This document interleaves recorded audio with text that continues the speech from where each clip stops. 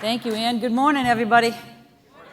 All right, you're awake. This is good, because Ann was very exciting and said lots of good things, so I hope you didn't miss it. First of all, I want to welcome you to Bike to Work Day. How many of you rode your bike here? Jared, where are you? Where's Jared? Jared Blumenfeld is our Region 9 administrator here, who's doing an excellent job. I can verify that he rode his bike to work this morning. I tried, but it would not fit in the elevator. But it is great to be here. But first of all, I want to recognize not just Ann, but Mindy Luber for all of her great work for so many years. She has been in my life for decades, and I'm a better person for it, so I thank her. And Mary Nichols, who's coming up next. Mary, I'm going to rudely leave before you come up. But I know you're going to be, as always, incredibly inspiring, because you always have been, and for me, you always will be. So thank you for all the work. But having said that, there's lots more people I want to thank. In particular, let me start by thanking the 200 members here who signed the letter supporting EPA's Clean Power Plan. You rock. You rock.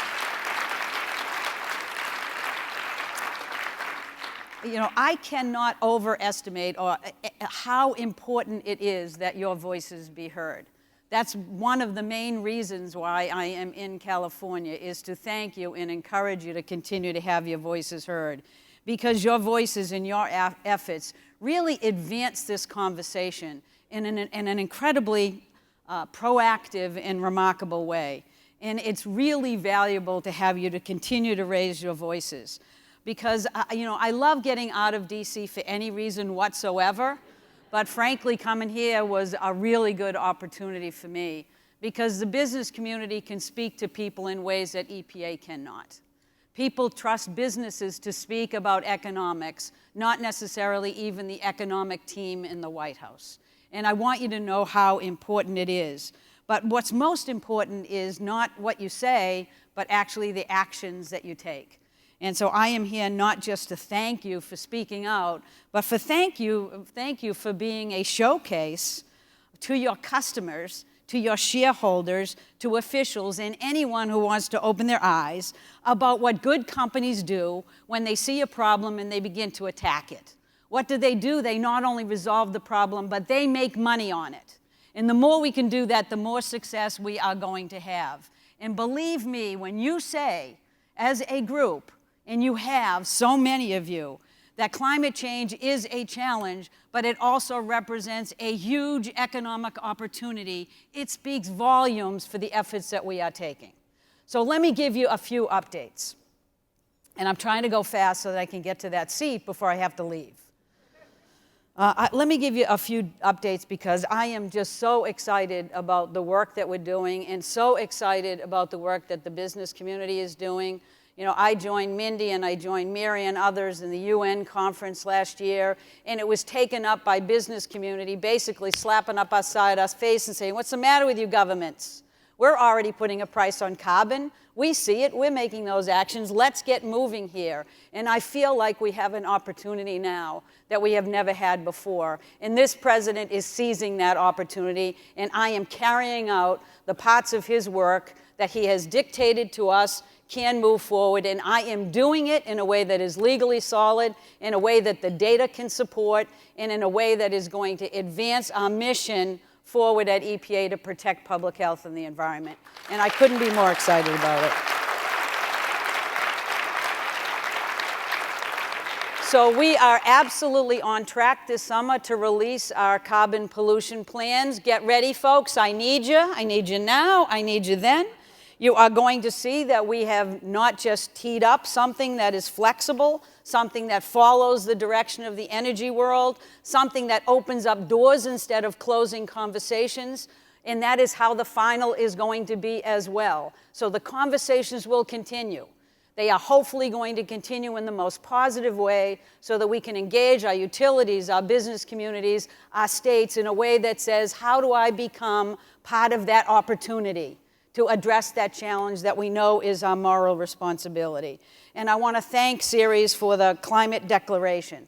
that was signed by more than 1,000 of the world's biggest multinational companies who made the economic point that we have been making for a long time, and it has made a significant difference in the tone and tenor of conversations that we have been having with states and quietly with governors as well. You need to keep those messages strong. You need to keep working together. I know for a fact, because I am at those tables, that states continue to work in the most positive way imaginable. They know that they want to resolve this. They know they want to put plans on that are meaningful to them. They just need the business community to help continue to support that effort in each and every state. And we can see, because I've been running around California for, it seems like a week and a half, but it was just yesterday, celebrating all the things that are going on if you really take this issue seriously and you move it forward. Now, the last thing I really want to mention, just two quick pieces, is I cannot stand up here without recognizing the challenge that California is in terms of the drought. And I know that we are working hard, both across the administration, to work with California. I want to recognize the remarkable leadership of the governor in his attack of this issue on behalf of the state. And I know that you have the support of the federal government as well as EPA, and I know Jared's been working with many of the folks in the state to look at how to be resilient at the community level and how we can bring our tools and our expertise to bear. I also want to remind you that part of the challenge we have is to continue to deliver safe drinking water, even in droughts like this. And we are losing that battle in some areas. So we need to protect every bit of water that we have to ensure that it can continue to provide safe drinking water. And so we have a rule that is moving through very quickly that we have been working very hard on. It's called our Clean Water Rule that establishes the jurisdiction of the Clean Water Act. 43 years late, but we are getting there because it's gotten confusing. And 1 out of 3 Americans rely on waters that we do not believe are sufficiently protected until we can get this jurisdictional definition cleared up. And we are moving forward with this rule, and I want to thank everybody who's helped us. Now, lastly, I want to mention that the federal government also acknowledges its responsibility to not just mitigate our carbon footprint and not just to reduce our water use, and acknowledge the great opportunities we have for cost savings so that tax dollars can go further. But we also know that we have to look at supply chain issues. Now, these are things that you have been working on for a while. Help us out here, folks. Work with us. I know you have. But we have a council that we've pulled together called Sustainable Purchasing Leadership Council. Some of you may already be on it. But I celebrated yesterday something that happened in Alameda County, where all of the county governments got together and did renewable purchasing all together using bulk purchases that would save money. The federal government needs to do it as well. Jared's a leader in that issue. We need your voice. We need your help so that the federal government can act as responsibly as everybody in this room and be the kind of sustainable partner that we expect it to be. The president is committed to this. We are delivering it, and I want to thank you for helping us achieve those goals. So everybody, thank you for everything you've done. Let me jump over here, and I'll take a couple of questions. But I couldn't be in a better place than this, to be able to tell the story of how we are going to work together as a country to address the challenges that this country is facing, and it is going to be stronger, both in terms of how we're protecting public health, but in many ways, most importantly, that the economy will grow and the jobs will grow at the same time. Your ability to continue to say that is what I will always protect. Thank you very much.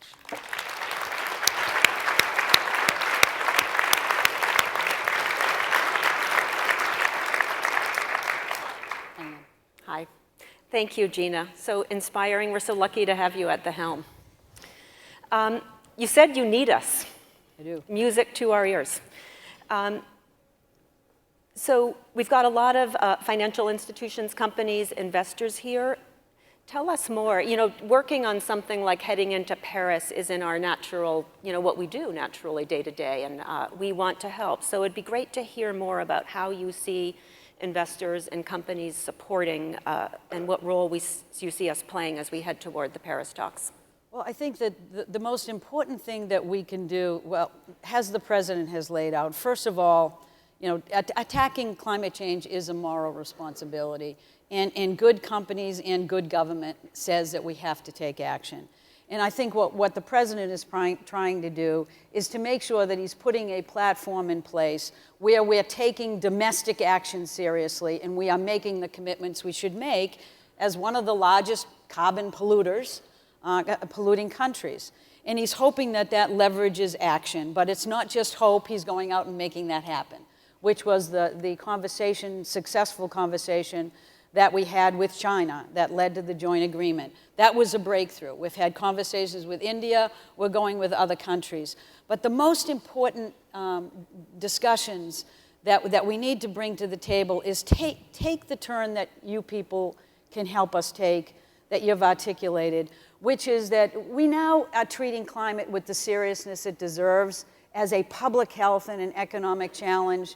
But what people are yet to embrace fully is the fact that the move towards a low-carbon future is already happening.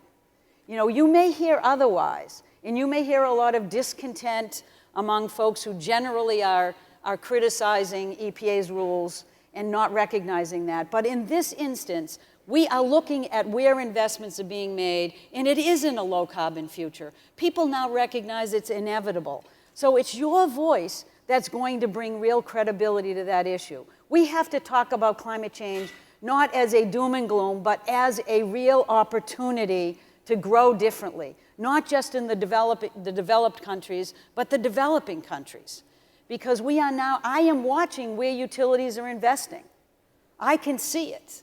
And if we all take a look at that direction and we continue to build that momentum, and if EPA through our rule can actually send a long-term market signal, then the investments that you're going to make in a low-carbon future will be secure investments. That's where we can be the best in terms of putting our stamp on this issue, is give a long-term standard that protects the interest of everybody who wants to invest, that's seeing the need to invest in low-carbon strategies. We see it today. We just need to make sure that that wind continues in those sales of investments. And investors and folks who run large funds, as many of you do, it's extremely important, and I think it's now becoming consistently in line with where people want, the kind of future people want you to help bring. Yeah.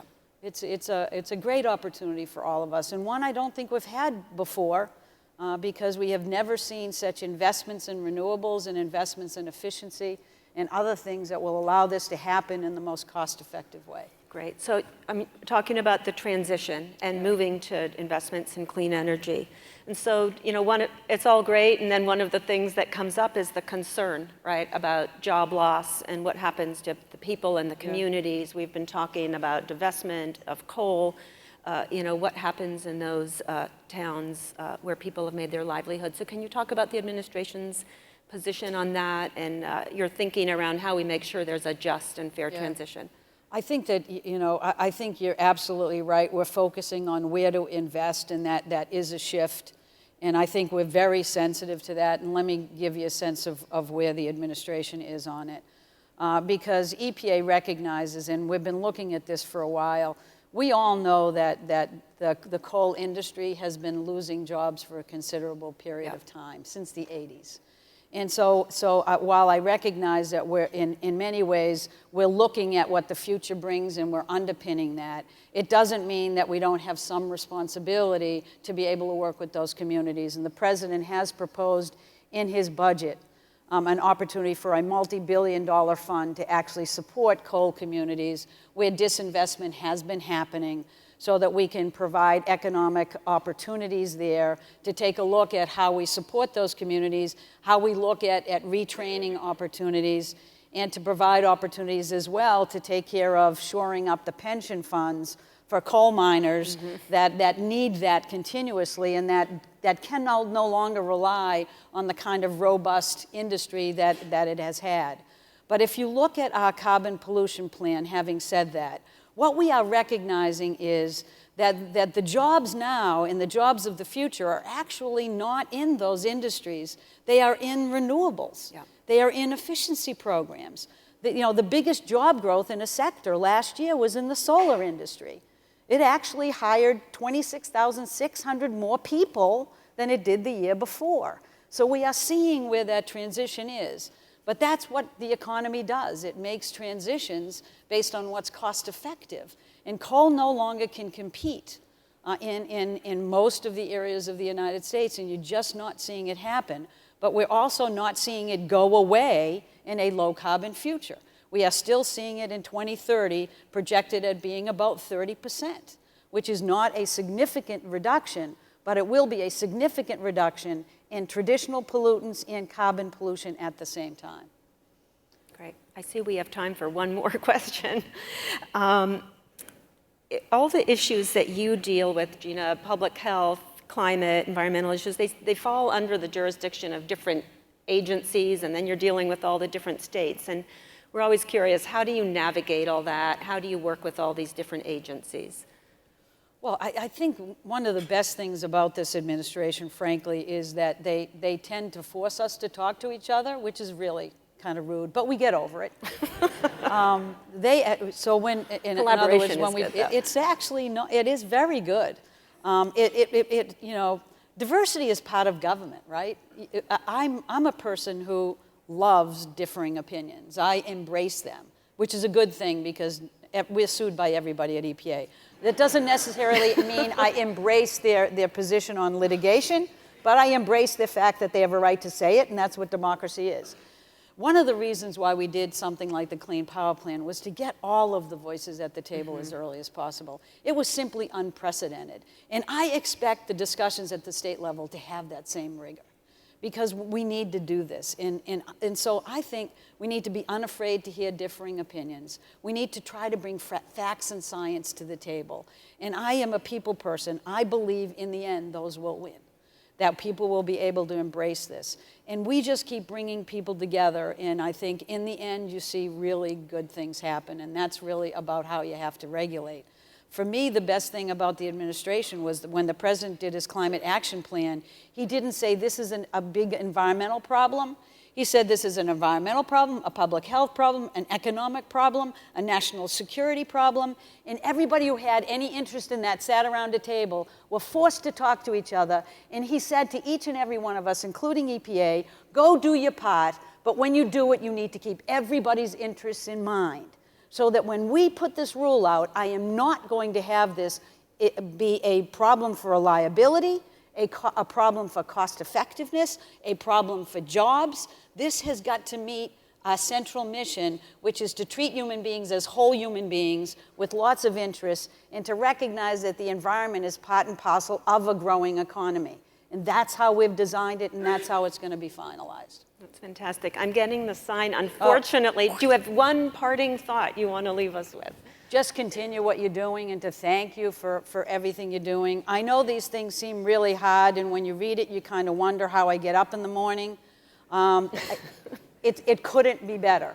So while you think that we're getting pummeled everywhere, the conversations below that discussion are healthy, they're vibrant, people care about the same issues, and EPA's job is to make sure that we stay positive, we listen to people who have legitimate concerns, and you will see as we move forward with both of these big rules that we have big ears that we've listened with, and we have the same hearts.